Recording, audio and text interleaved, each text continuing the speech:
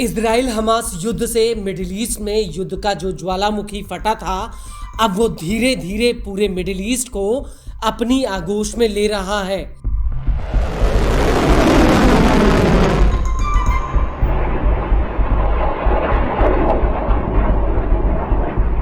इन दिनों समूचा middle east युद्ध की तपिश में झुलस रहा है। एक तरफ इजराइल गाजा में अभी तक हमास पर फतह हासिल नहीं कर पाया, वहीं दूसरी तरफ अब इजराइल ने ईरान से ऐलाने जंग करके मिडिल ईस्ट में एक नया युद्ध सुलगा दिया है।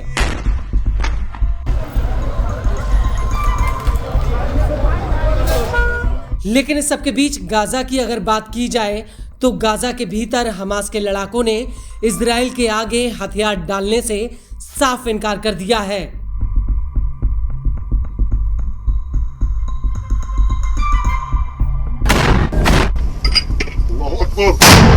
हमास का कहना है कि उसके खून का एक एक कतरा आजाद फिलिस्तीन के लिए बहता रहेगा।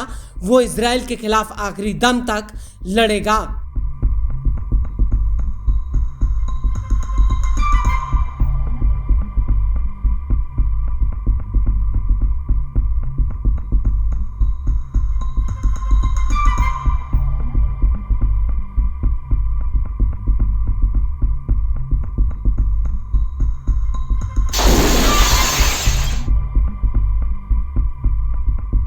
हालांकि गाजा का कोना कोना खंडर में तब्दील हो चुका है, लेकिन ये खंडर नहीं बल्कि इजरायली फौज की कब्रगाह बन गया है।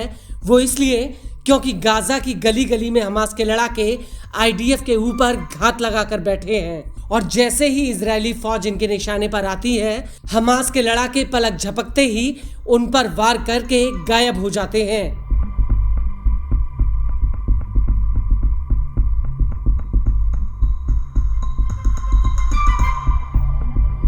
सद्दिद या रब, अल्लाहु अकबर वल्लाहि अलहम्द।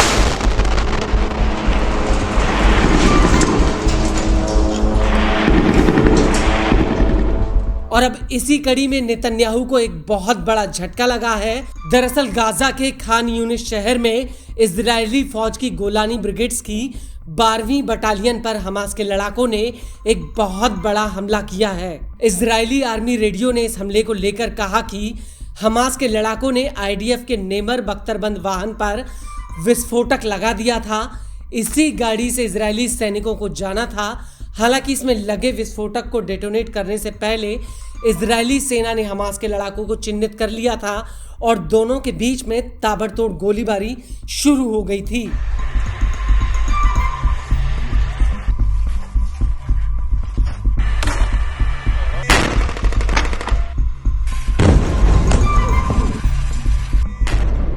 आपको बता दें कि हमास ने इस हमले का एक वीडियो भी रिलीज किया है, जिसमें एक लड़ाका सबसे पहले तो जमीन में गड्ढा खोदता हुआ नजर आ रहा है।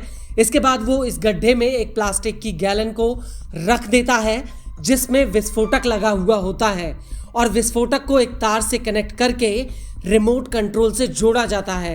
इसके बाद ये लड़ाका बारूद को मिट्टी से ढक देता है और जैसे ही इजरायली सैन्य वाहन इस बारूद के करीब आता है, वैसे ही हमास का लड़ाका बारूद को डेटोनेट कर देता है, जिसमें जोरदार धमाका होता है।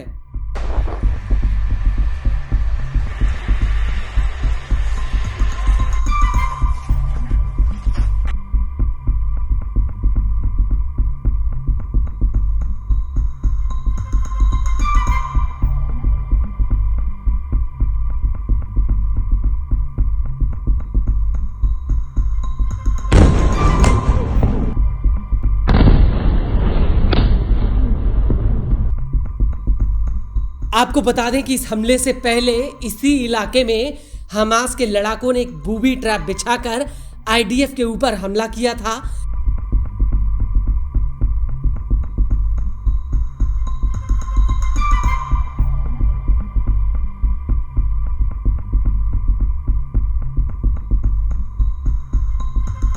इस हमले में आईडीएफ के एक जवान की जान चली गई थी। इजरायली मीडिया ने मारे गए जवान को लेकर कहा है कि वो शिन बेत का हिस्सा था, जिसकी पहचान कैप्टन तल मोशोविट्ज के रूप में हुई थी। इस हमले से पहले 17 जून 2025 को अल कासिम ब्रिगेड्स और अल कुद्स ब्रिगेड्स ने एक साथ मिलकर गाजा के अलग अलग हिस्सों में आईडीएफ पर हमले का दावा किया था। दोनों ब्रिगेड्स ने एक घर के ऊपर हमला किया था जिसमें इजराइल की पैदल सेना तैनात थी। इस घर के ऊपर एंटी पर्सनल विस्फोटक डिवाइस से हमला किया गया। हालांकि इस हमले में आईडीएफ के कितने सैनिक मारे गए थे, इस बात की जानकारी सामने नहीं आई थी।